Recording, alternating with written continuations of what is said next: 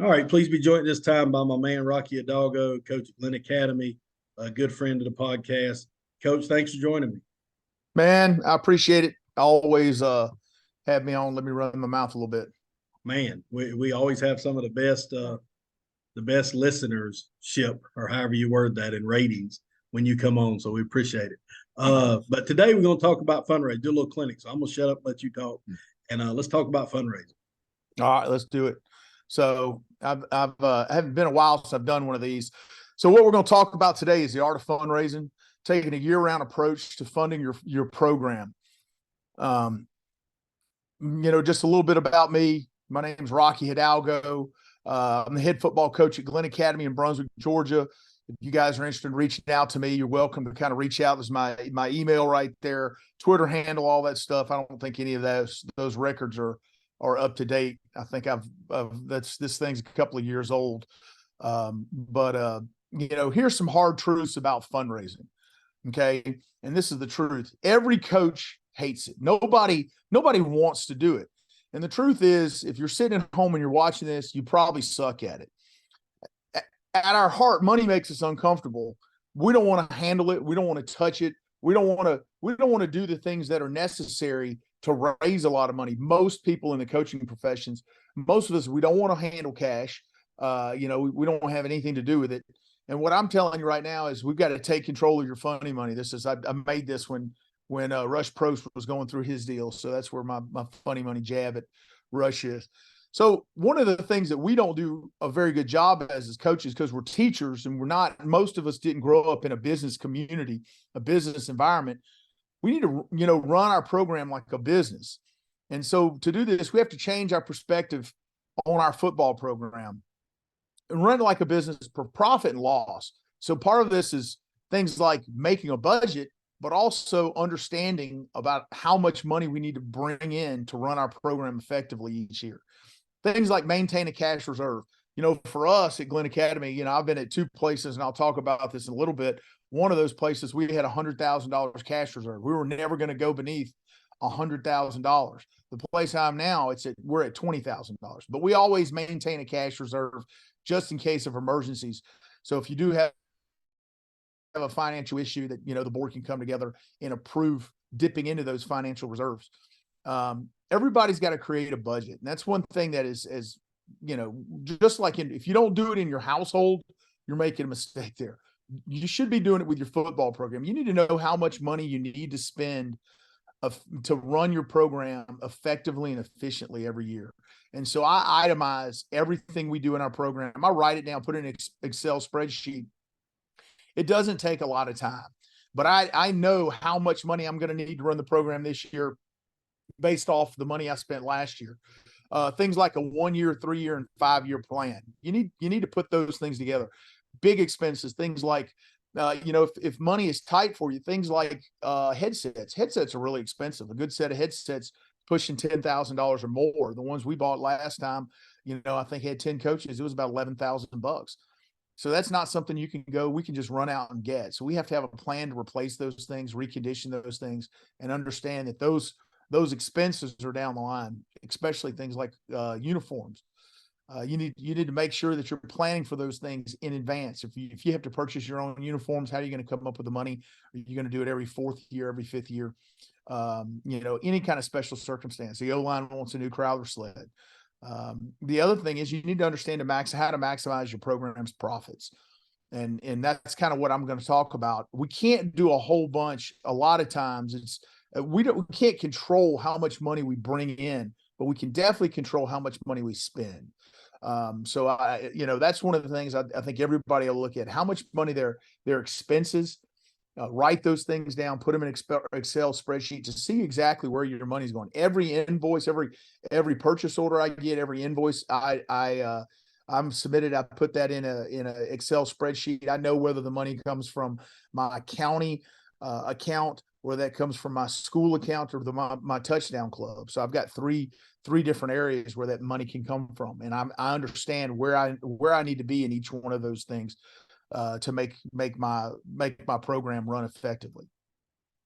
everybody's situation is different. And so one of the things, some people like at Glynn Academy, people see us and say, hey man, you guys are down here on the island. You've got all those beach homes. Well, a lot of our kids in our program are Section 8 kids.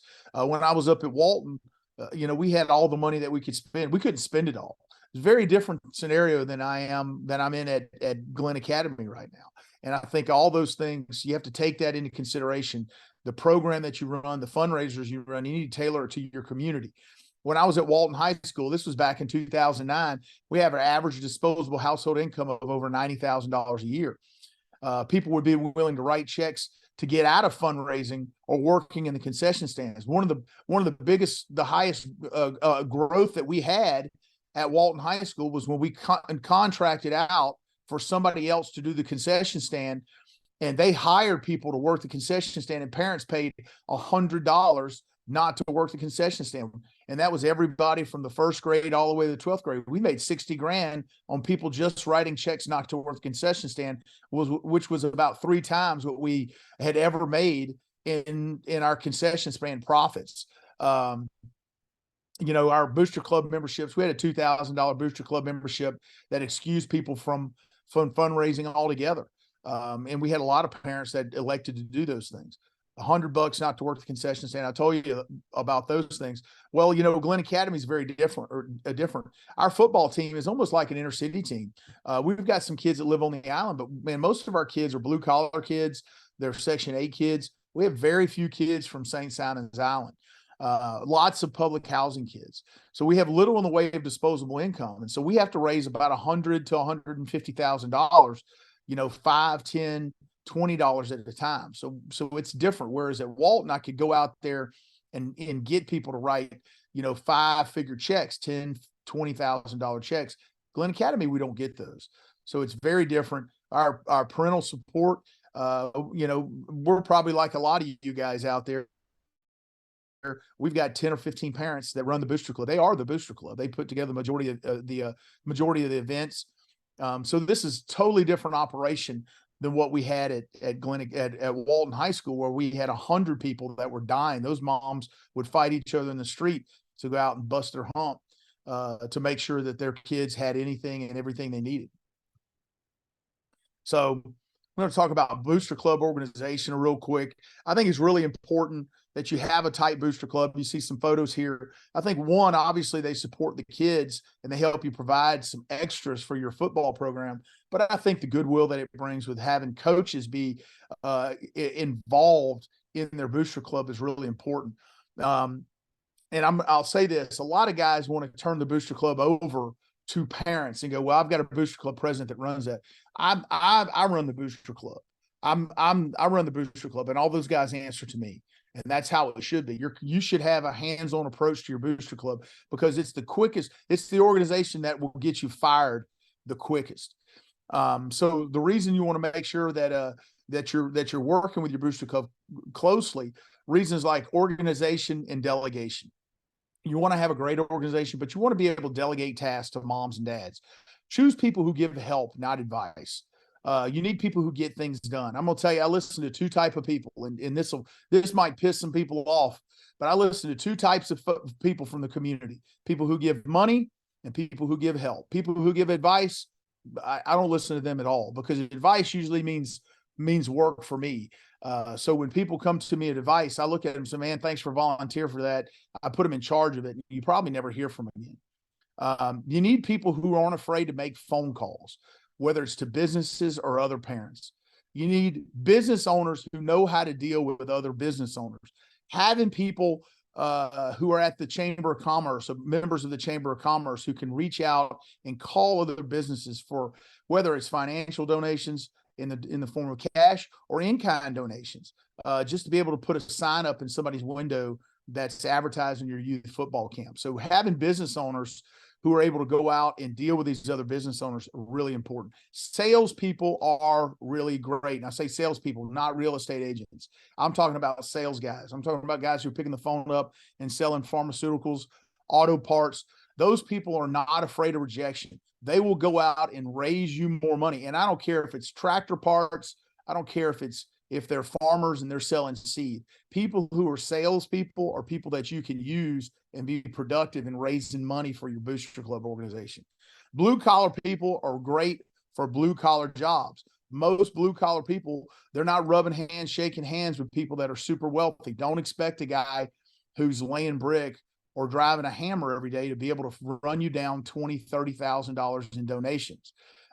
However, those guys can be serviceable as well. You've got to look at those people and say, where can I get this done? Hey man, I need some repairs. I need something built. You know, everybody's got those really nice water cows that they have. Those things are really expensive. You know, we had some dads that put ours together. Those things are, $2,500 a piece, $2,000 a piece. Every 2 or 3 years, they come back in and rebuild them.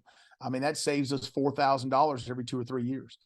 And you can't overestimate those things. So there's a place for everybody. It's like the scout team tailback on the football team.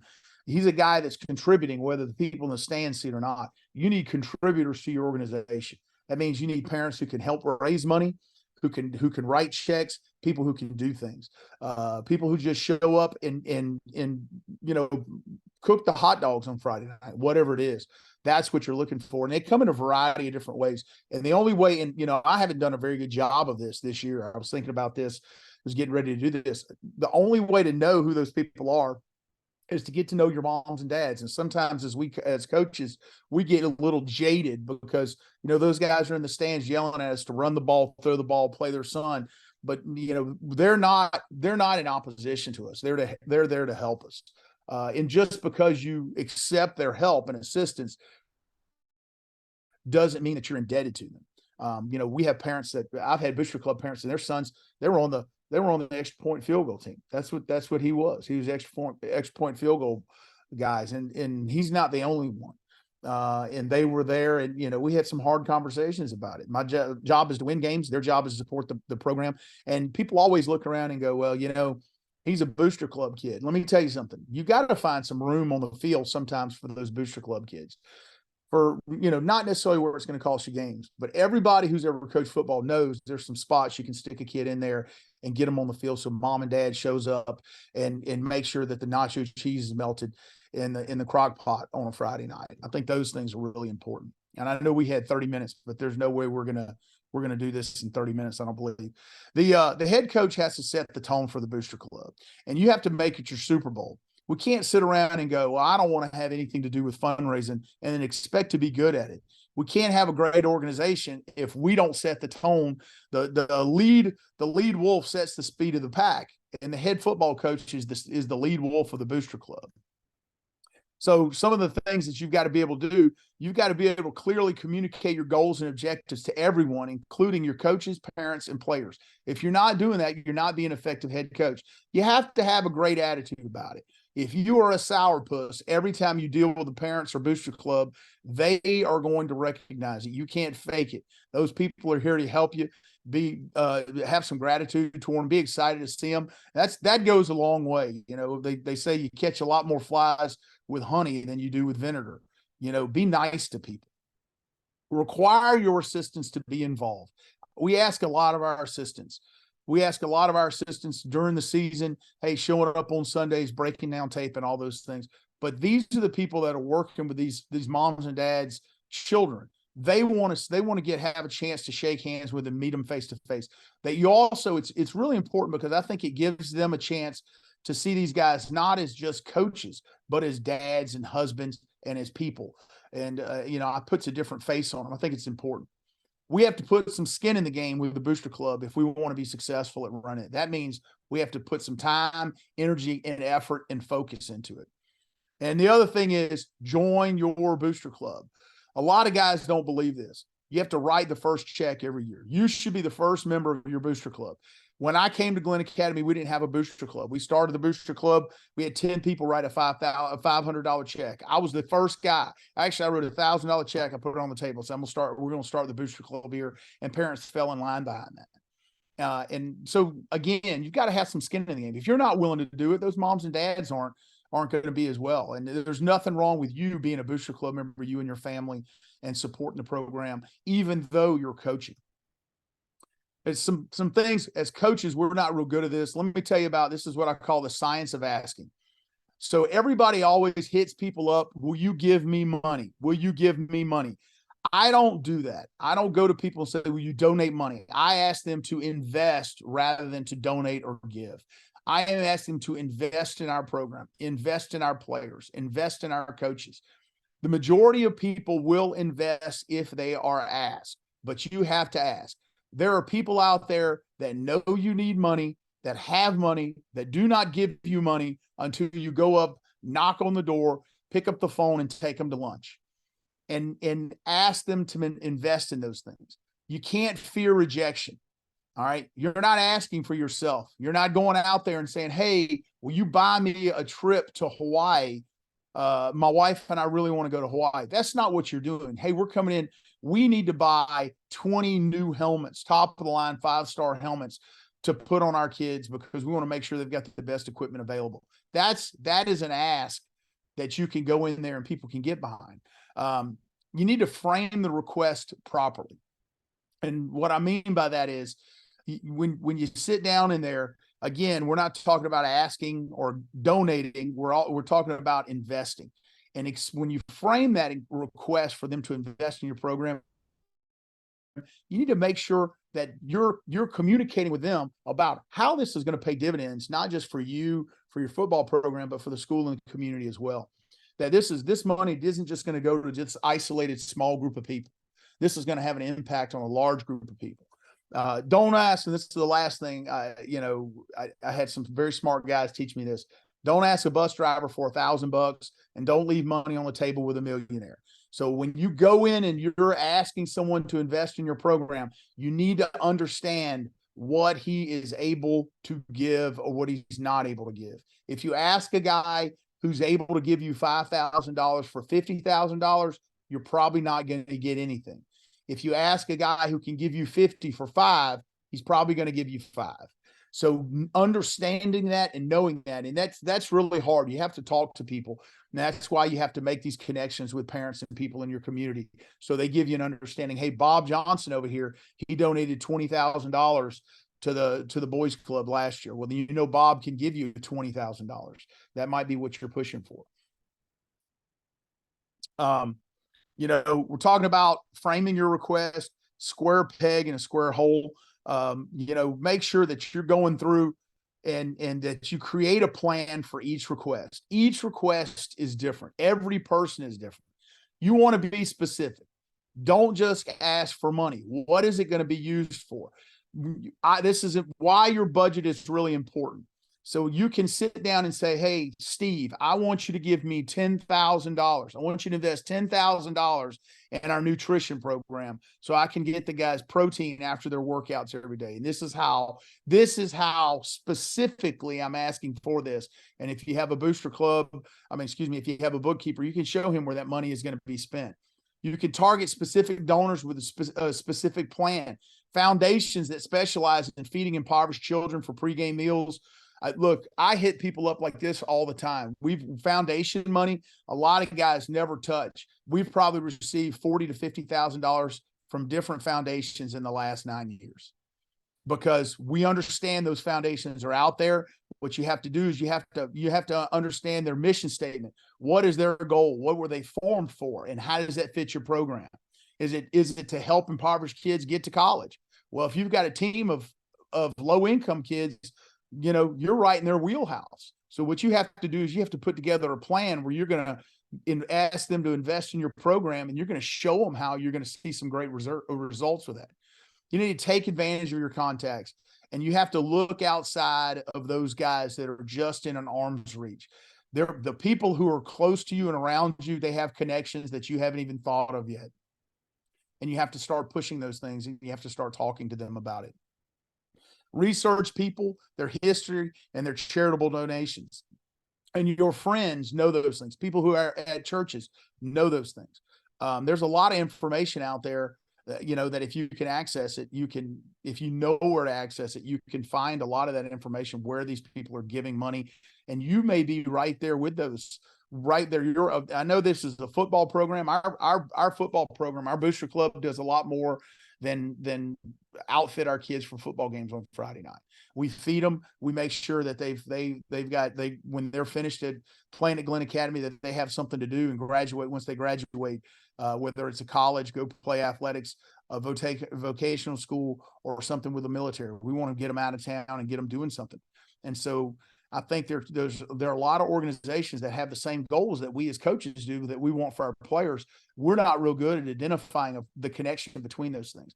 And I'm telling you, we've made a lot of those connections, and we have annual donations from foundations and charitable organizations to assist us in helping our kids achieve academic success, make sure that they have plenty of food, make sure they have transportation to go off and visit colleges. That's a big need with a lot of low-income kids. Don't ask for football equipment from people who want to give you money for food or academics. Look, if you get somebody donates $20,000 to feed your football team, then that frees up $20,000 for you to buy shoulder pads. Okay. So know who you're asking. You may have a big booster. If you've got a big booster in your community, and a booster, and let me define what a booster is. A booster is somebody who shows up and writes checks and gives help. If they don't give those two things, they're just a fan. That's all they are. And we don't listen to fans. We listen to boosters. But you may have a booster out there who's really excited about the football program, and you can go walk in there and get $30,000 to buy new helmets or new shoulder pads. But you may have an old lady out there, a lady who's a widower, who's sitting out there sitting on a pile of money, and she just wants to see these young people in this community have a great opportunity for life. And that means academic success, want to make sure that they have plenty of food to eat. I mean, those things go a long way, and there are people in your community that's probably willing to help you with that stuff that coaches, we haven't tapped. Make no small plans, for they have no power to stir men's souls. You need to dream big. You need to dream big. So I'll give you an idea of this for us. Glynn Academy Academic Program. I wanted to raise $10,000 to fund our academic program. And this is kind of how we would tailor one of these things to go to approach with somebody. This is what we call like a deck. If I'm going to go sit down with somebody, I'm going to bring them something to, when I leave, they can look at this and say, hey, this is what his goals are going to be. So our purpose is to fully fund our academic assistance tutoring program, SAT and ACT boot camps. And so we have a lady, Miss Gina Churchwell, who is our academic coach. Miss Churchwell, I give her $10,000 a year, and she does with whatever she wants with it. We have kids who have struggling class. She hires tutors for them. She does a SAT and ACT boot camp for free for all of our juniors and seniors every year. She makes sure our kids fill out FAFSA forms. We're applying to college. They need help getting to a college. She helps arrange those things. And we do this from this $10,000 that we raise. And this is all institutional money. That this $10,000 comes from foundations in our community that cover this. This isn't any money that we go out and raise with discount cards or lift-a-thons or anything like that. Our target is local foundations that focus on distributing funds to organizations that assist in improving the lives of impoverished youth. And so we can show them dollar for dollar. They give us $10,000. We spend $10,000 on impacting these kids. That's their target population. Preparation, statistics on our academic program, numbers of our players that have participated, track record of getting players into college, hours of tutoring provided, SAT, ACT test score numbers, etc. All of those things. And here's the thing is, if you raise $10,000 for something like this, you can hire somebody and she can run this program. There is somebody in your school that wants to be a champion that'll do this for a couple of $1,000. And she'll run this program and make sure those kids, and that'll give you $8,000 to spend on these kids for tutoring. So it eliminates a lot of your academic problems, SAT and ACT, and making sure that your kids have viable options once they graduate college. And this is how we would approach people who we knew were their foundations. This is what their mission statement was about. We prepare a jacket or deck to give prospective investors. Program info, number of players, history of success, demographic, socioeconomic breakdown, etc. Head coach's bio. Everybody wants to meet with a head football coach.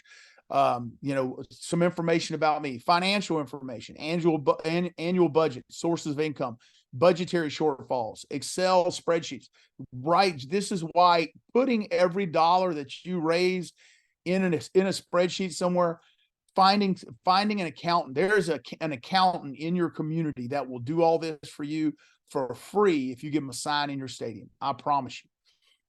Areas of need. How do you want to grow the program to further meet your players' needs? Don't make it about wins.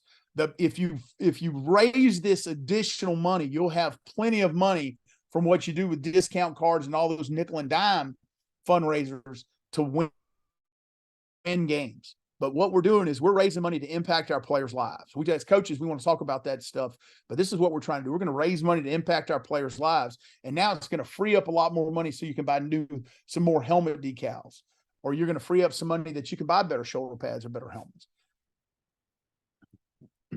Things like this. This is one we did for a foundation in our community. We wrote a letter to them. This is a photo that we took of our kids in our program here. And you see we have some young ladies up here. Our academic program has expanded outside of football, and we're tutoring kids from across all the sports there for SAT and ACT programs. And so this is kind of how we would approach somebody and put together one of these decks. You want to make, by doing this, you want to make a one-time investor a booster. So somebody who might want to write you one check, you want to make them a booster. You want to go through and you want to share photos and videos and social media posts. You want to send them handwritten letter thanking them for their time. When you go meet with these folks, as soon as you get back to the office, if you don't have, Glynn Academy football stationery, you should. And then you write a quick letter on that, you drop that in the mail and you send that off. Handwritten letters, people do not do them like they used to. They make a tremendous impact. I got that from Dave Hunter. Christmas cards. The other thing, send Christmas cards.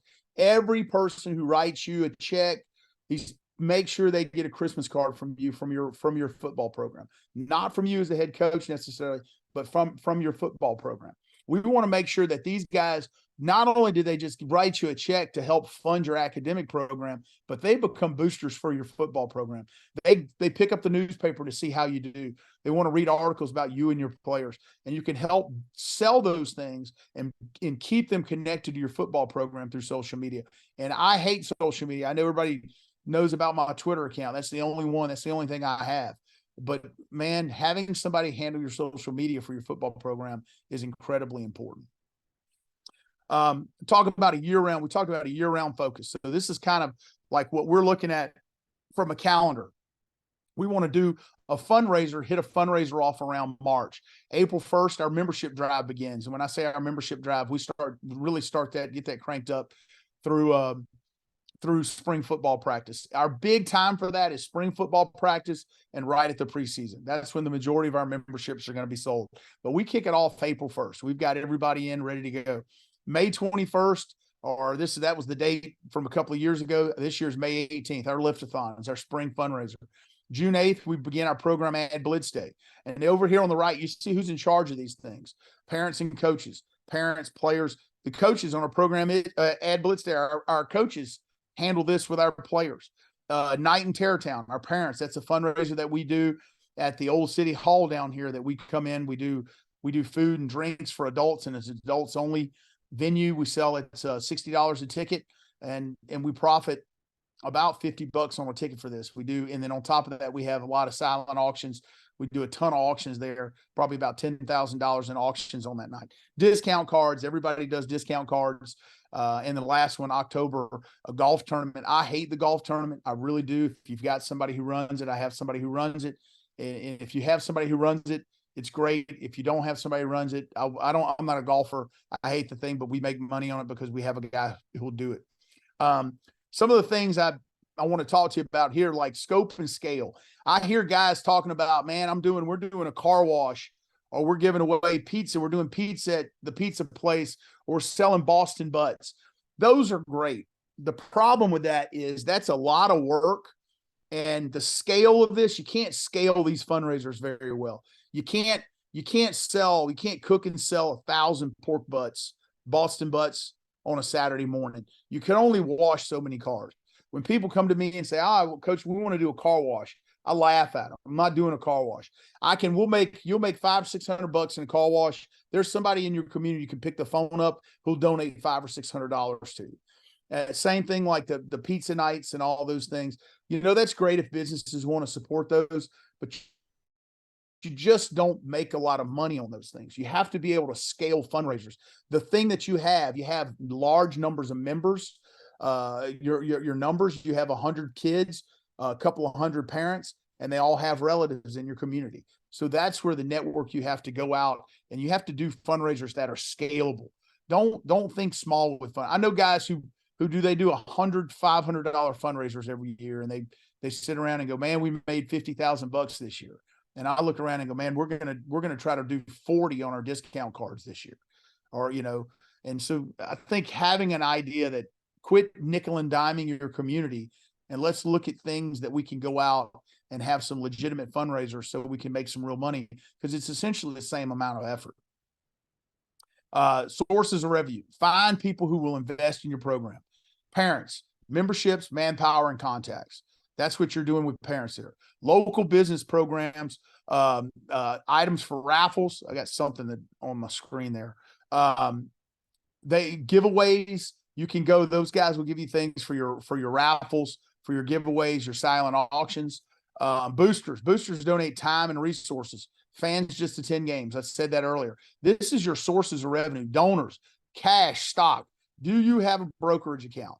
One of the things I learned when I was at Walton High School, we created a brokerage account, and at the end of the year, guys are trying to get rid of stock because they need the tax deduction, and we were right there for them because we had a brokerage account. I can't tell you, probably my 14 years as a head coach, I would say probably well over $200,000 in stock that's been donated at the end of the year because people needed a tax deduction. And here we are, hey man. And so we put it out there in December. Hey, if you're looking to donate something, because it's easier for them to donate stock than cash. Nobody wants to write a $10,000 check. Giving you $10,000 worth of stock is nothing. And it doesn't hurt them at all. They don't have to write a check for that. Items for raffles, giveaways, things like that. Foundations, grant money, narrowly defined purpose. When you're talking about foundations, they want to know you can spend this money on this, and you've got to have a great plan to go in there and show them that you did that. Cash donations. Let parents ask for folding money, 5s, 10s, 20s, etc. Wealthy people are wealthy because they don't waste money. They have money to donate and they need to give it away. You need to appeal to their humanitarian instincts and their pet passions. If they're a Glynn Academy football fan, you need to go after for 4 and 5 figure donations. Be specific with your requests. Do not go up to somebody and say, hey, will you give us money for a new scoreboard? Ask them specifically, I need $10,000 for protein for next year to give our kids protein.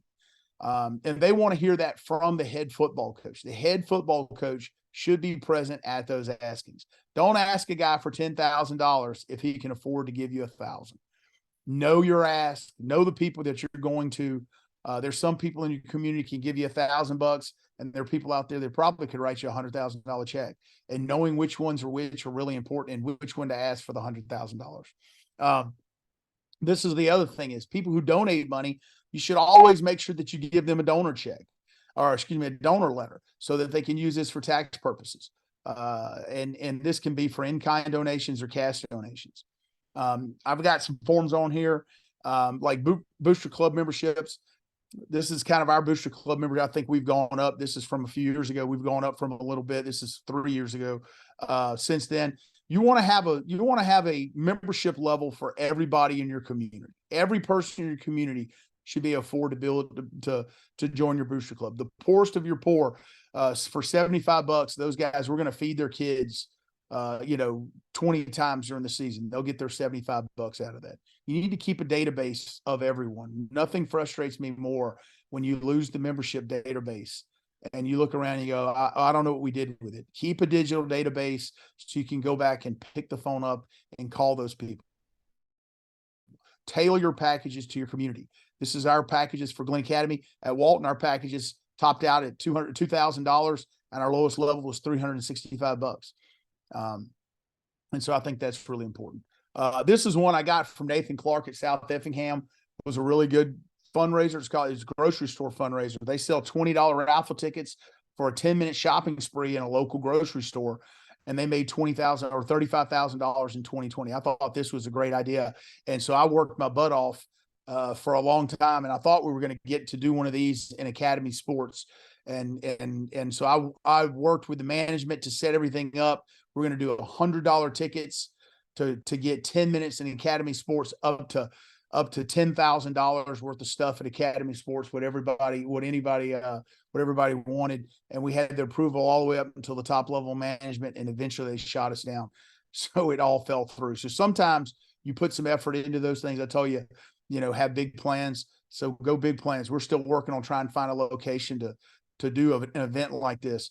Your expenses on this are about $2,000 for tickets and the cost of groceries. And he made $35,000. I thought this was genius by Nathan. Things like this is kind of the big draw fundraiser that we were planning with Academy Sports. We've kind of moved past this. It didn't work out with us. We got shot down by corporate, but we have a local hardware store that has a lot of outdoor stuff in it that we're in negotiation with those guys. Hopefully we'll do something like this with them. Program ad sales and corporate sponsorships. You need to meet with your Chamber of Commerce. Get the book of businesses in your community. If you go to the Chamber of Commerce, they will give you a book of every member of the Chamber of Commerce. Just walk in there and ask them if you can have one. I guarantee you they'll give you one. It is a database with the contact information, phone number, and email of every business owner in your community. Create a database of businesses who have supported you in the past. You can reach back out to them. The other side is make sure that you thank them for supporting your program. Blitz Day. We do a Blitz Day. We want to try to hit every business in our community on our Blitz Day. We usually do it like the first Tuesday of the summer. We go out and deliver our ad package program packages to every business in the entire community. We want to make sure that everybody has a chance to support the program. Each player gets a folder with the previous business who supported the program. Basically what we do is, so like if a kid comes in, you have kids that graduate, that folder goes to your freshmen. And it's a collection of businesses that have written either corporate sponsorships, program ads, whatever it is. And their job is to drop off this year's packet to those guys and get them signed back up. And we want them to sign up one more business. So you're always growing that aspect. You should grow your database. Make sure all the businesses that support you send them a Christmas card. This is kind of our corporate sponsorship level. This is, 500 to 1,000 and $1,500. We've kind of expanded this a little bit, and I'll show you some of the stuff that we do.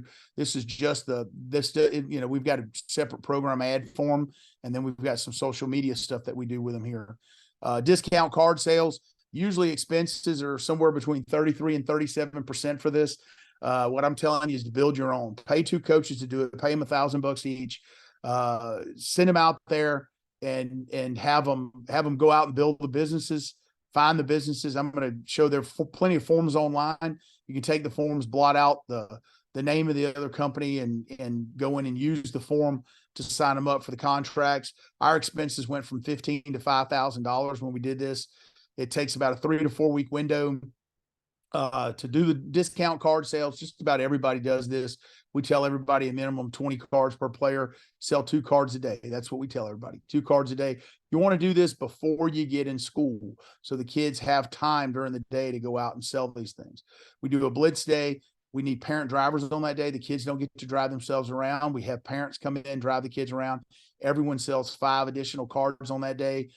We arrange the kids to go out in high traffic areas. So we'll call the hardware store. We'll call the Chick-fil-A, make sure they can go set a booth up outside of those. We reward those who sell their cards. No conditioning. I say conditioning is what they get. They get half of their conditioning out. We don't call it punishment, but what we do is we condition it at the end of practice, and then we have additional conditioning. The guys who've sold their cards or 2 cards a day, they don't have to go out and do that. We put an assistant in charge of that. And so, you let one of your assistant coaches be the bad guy and handle that stuff. And then you take care of him when it's all over with. We divide our player. Each player gets a team. I'll tell you this, be a dick to the coaches. You look at your coaches. A coach gets a team. Your coach's job is to make sure that he gets all those kids to sell 20 cards before the blitz day and let them focus on your players. It's just kind of example of the contract. This is one I just downloaded off the internet. We actually have one of our own. We've basically taken this same sample thing and taken the header off and put a different header on it. Lift-a-thon, letter writing campaigns. People always do these. Our goal is $200 per player. We divide the players up in teams. Give each coach a team. I'm real big about putting some ownership on the coaches on those things, and I manage the coaches. The coaches manage the players. It's hard as the head coach to manage 100 players and 15 coaches. It's a lot easier to manage 15 coaches, and those 15 coaches manage 8 or 9 ball players. We do letter writing for kids who have family members from outside of town. We send letters out for those family members outside of town. This is what our donor sheet looks like. This is from 2018. This is what a donor sheet looks like. We don't give them per pound. We just say, go out and ask for a flat donation. We're looking for $200 per kid on this one. This is kind of the letter that we'd send out, to people who live outside of the town of outside of town. We have the kids sign the letter. We fold it up, they write their address on the front of the letter, and we mail it off. And, just kind of different ways to reach people from outside your community. One of the things that we do, I think, has been really interesting is we've kind of gotten into events in lieu of donations. And what we do is we do our Night in Terrortown event, which is a big adults only event. It's basically $60 a ticket, $100 a couple. We end up with about $20 or about $10 a person with expenses. And we make about $10,000 on our silent auction at this thing. People basically, our goal was say we want to provide people with drinks and a meal, and if they go out for a nice dinner with some entertainment, they're going to spend $100. They're going to spend $100 at our Night in Terrortown. We're going to make about $80 on them plus whatever they spend at the auction. And then on the flip side of that is they don't feel like they're just giving us money; they're getting something in return for that. Golf tournaments, $200 a player. Our expenses are $75. Events are really good. You just have to be careful with events because you have overhead with events. And if you don't do a good job on these fundraisers, you cannot make money because your expenses. Our Night in Terrortown, $60 per attendee, and our expenses are about $10 a person. It's kind of our golf, Glynn Academy golf flyer here. This is what our Night in Terrortown flyers look like. Our tickets. And it's, like I said, it's food, music, drinks, and we end up with about 300 people that will attend this at the Night in Terrortown when we do this. This is one we started in recently. We do these, we sell these for about $1,000 each, and we do our own coaches show on YouTube. And so anything that we put on social media, any type of video, we attach one of these commercials with it. And I'll kind of let here and play. I want to give a shout out to the Henshaw companies, a locally owned company that's investing in our community through locations like Jimmy John's, Smoothie King. Get freaky fast delivery. Jimmy John's, have your favorite smoothie delivered to you by Smoothie King. We go out and we shoot these things with an iPhone. And we sold about 10 of these. And so this is about a $10,000 hit for us that we go through. And we don't have a lot in the way of expenses for this. We've done a few of these. I'm rocking Hidalgo, head football. One of those beautiful areas in the country.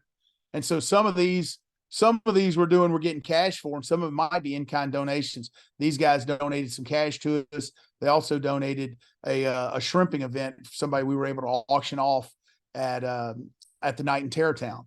So, we made $1,000 on just going out there for a little bit. The last one, I'll tell you, this one's tougher. Before, we had the chip shortage and all that stuff. The way we worked out our trucks here at Glynn Academy in Glynn County, the dealers run about $40,000 a month in an advertising budget. And so what a lot of people wanted to do, they'd go in and say, hey, would you give us a truck? And the dealers really didn't want to do that. What we did is said, we're going to swap out some advertising, take the money from the truck out of your advertising budget, and we're going to give you things in the stadium. We're going to give you the program. We're going to give you social media events. We're going to do events at your dealership. And so we offered them value, and so they could use their advertising money. And this is something that worked out for us until we had the truck shortage after COVID. We gave them scoreboards, banners, programs, social media ads. We went over and did pep rallies. We actually went over and brought the kids over and did individual spots with the kids, just shot with a cell phone that we were able to use each week. So if we're playing, Effingham County, we'd say, hey, this is we took a bunch of players over there in the uniforms. Hey, this is Bobby Smith, offensive tackle for the Glynn Academy Red Terrors. Want to know, thank Toyota, the Toyota dealership for supporting us this week. Come out and check us out as we take on the Effingham County Rebels. And so this is kind of how we got a truck. Hopefully the car market will free up here, and this will be something that's an avenue that we can get back into, because, having a vehicle for your football program is really important. Things like giving it to your coaches to take kids on college visits, so you're not eating up your own mileage in your car. I mean, we have a equipment trailer, and without a truck, it's a pain in the butt finding somebody to tow that thing on Friday night. Luckily, we've got a booster in our community that's willing to do it.